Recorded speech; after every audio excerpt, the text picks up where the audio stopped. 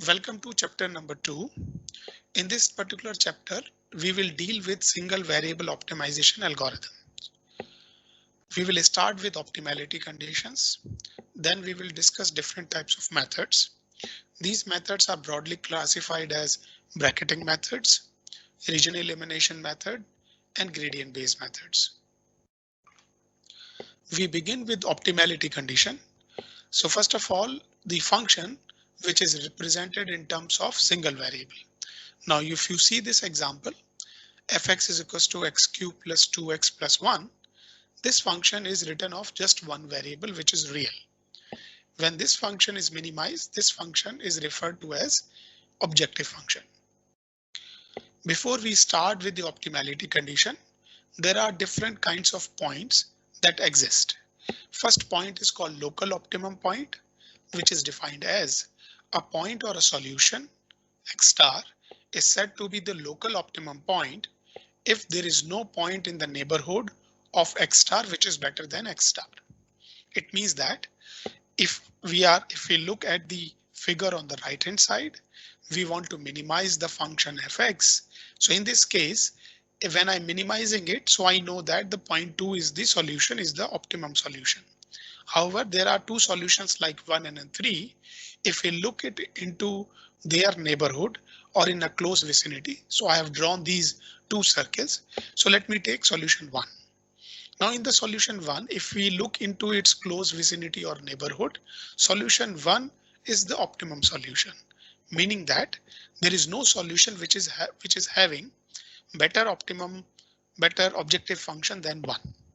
So this is local optimum solution. Similarly, if I look at 3, now in its neighborhood, there is no solution which is better than 3. So that's why the solution 1 and 3 are called local optimum solution. Another is called global optimum solution. It says that now in the search space between A to B, if I want to know what is the optimum solution, from this particular figure, you can make it out that the solution 2 has the minimum function value. So this solution is going to be the global optimum solution. How it is defined? A point or a solution x star star is said to be the global optimum point if there is no point in the entire search space which is better than x star star. It means that no point will be having less function value than 2 for a minimization problem.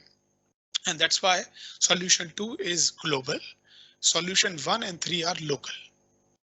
There is another class of solution called inflection point, which we have represented as x triple star.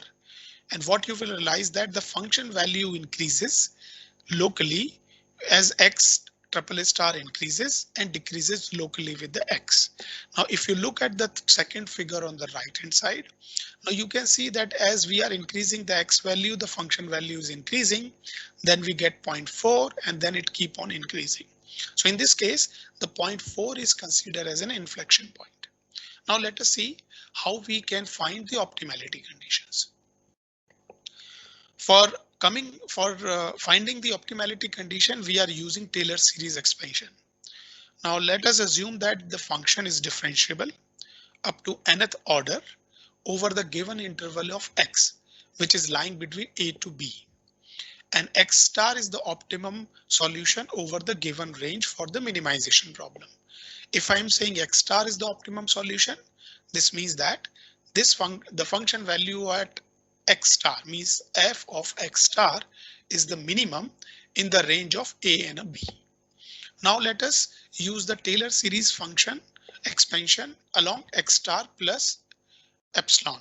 So f of x star plus epsilon, this means that f of x star and then we will expand. So this is the Taylor series function which we have gone through.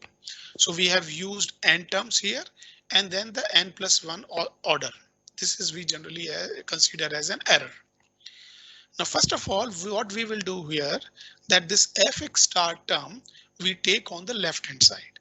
So the same equation we can rewrite as f of x star plus epsilon minus f of x star equal to and the other components here, that is 1. One thing you can realize that X star is an optimum solution. If X star is an optimum solution, this means that there is no solution which is better than X star. So this means that when I'm doing X plus epsilon, the function value of X star plus epsilon is greater than and equal to X star for a minimization problem. It means that if this is going to be greater than this particular difference in equation number 1 will be greater than 0. So we are rewriting this equation 1 as the right hand side should be greater than and equals to 0. Now let us work on this equation. Now this is the right hand side of the equation 1 that should be greater than and equals to 0. Look at the term which I have written in the red box. What you will realize in this term, since the value of epsilon is very small, then this particular term which is in the red box will be the dominating one, meaning that this term will be deciding whether the whole equation will be greater than or equal to 0. In this case, what we will do is we'll check how this particular term will be changing. Now here, since it is dominating, if our epsilon value is positive, then our f dash of x should be positive so that we can hold this equation. If epsilon value is negative, then f dash value should also be negative. Now in this case, we can control epsilon value, but we don't know about f dash x value. So the only condition that will satisfy is that the f dash of x value should be equals to 0. And then this particular condition makes the necessary condition for the optimality. Thereafter, I'm using the same equation.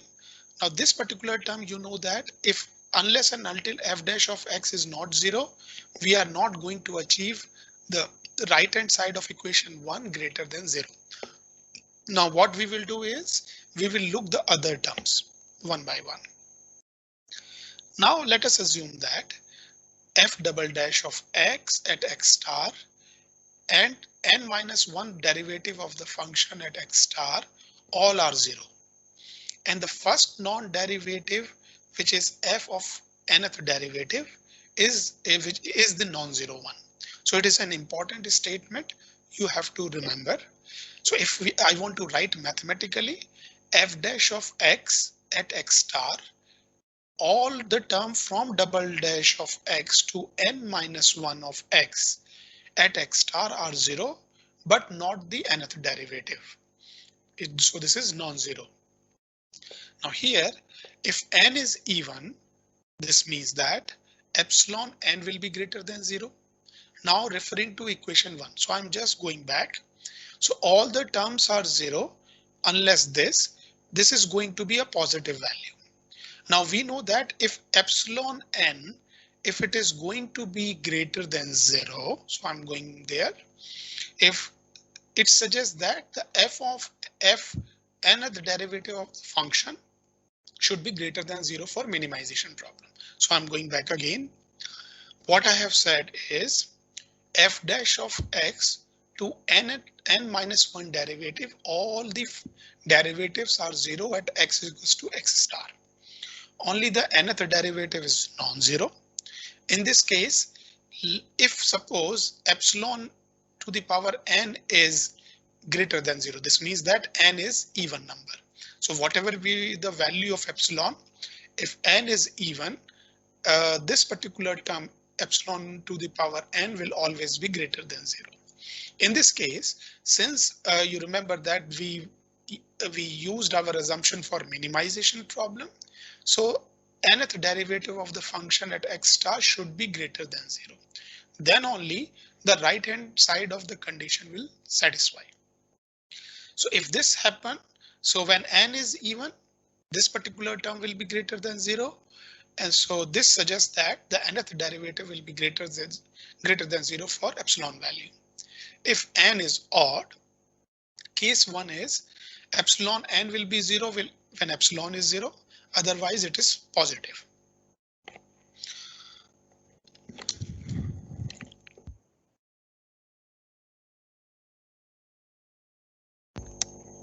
It means that x star is an inflection point. It means that locally when I'm changing epsilon value, the derivative of the function has to be changed.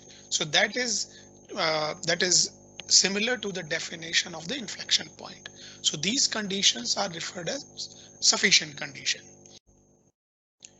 Now, if I put together both the condition, that makes optimality condition for the single variable function. So let's see that.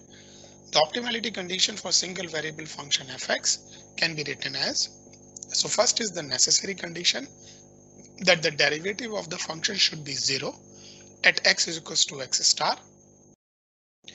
And the sufficient condition says that suppose the second derivative to n minus 1 derivative, all of them are 0 at x is equals to x star, but not the nth derivative. We look the value of n. If n is odd, x is an inflection point. If n is even, then we look the value of the nth derivative. If nth derivative is greater than 0, then x star is the local minimum. If nth derivative of the function at x star is smaller than 0, then it is a local maximum. Now let's take an example here. First example is the fx is equals to x cube, and let us determine what are the optimum solution. Now, first of all, we have to use the necessary optimality condition. So first we differentiate the function with respect to x, which is coming out to be 3x square, putting equals to 0. So it can say that the optimum solution x star is 0. Now we look for the sufficient condition.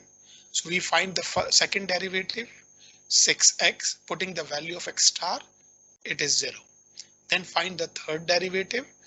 Now this is 6, which is the first non-zero derivative. So we have to stop here. Now here what you will realize that this is n equals to, so third derivative means n equal to 3. Since it is odd, x star is an inflection point. So let's see if I plot this function. Now from this function also you can see that this function x cube is actually defining the terms or the conditions for the inflection point. It means that when x is increasing locally, the function is also increasing locally, and it decreases with x as well. So this is exactly the same definition, and that's why x equals to 0 is the inflection point. Now come to the second question. Suppose we have to find the optimum solution for x4. So we have to find the derivative of the function 4 of x cube equals to 0, and here x star is 0. We find the second derivative, which is 12x square. If I put a value of x star equals to 0, it is 0. Then third derivative 24x, it is still 0. Then fourth derivative, which is 24, that is the first non-zero derivative. So we stop it. Now since this is the fourth derivative, n equals to 4, also the function value is greater than 0, we can say that x star is the minimum point. If we draw this function from here also, you can make it out that the function is coming and then it is minimum at x equals to 0, and then again the function value is increasing.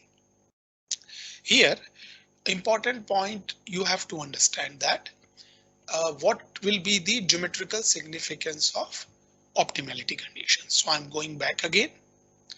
Now the first condition, which is written as the derivative is 0, geometrically it signifies that the slope of the slope at a point on the curve whenever it is 0, meaning the slope is parallel to the x-axis, this point is going to be the optimal point. Now as we know that the optimal point means it can be minima, it can be maxima, or it can be an inflection point. So in this case, in order to identify the point is whether it is minima, maxima, or an inflection point, we need sufficient condition. And that's why we do derivative, second derivative, and higher derivative to find out which is the non-zero derivative at x is equals to x star. And accordingly, the value of n, which is odd or even, we try to find out what kind of solution it is.